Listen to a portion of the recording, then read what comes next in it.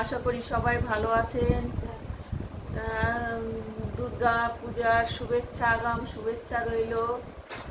সবাই পূজার কদিন খুব মজা করবেন, খুব ভীষণ ভীষণ আনন্দ করবেন, খুব ভালো খাওয়া দাওয়া করবেন, খুব ভালো থাকবেন।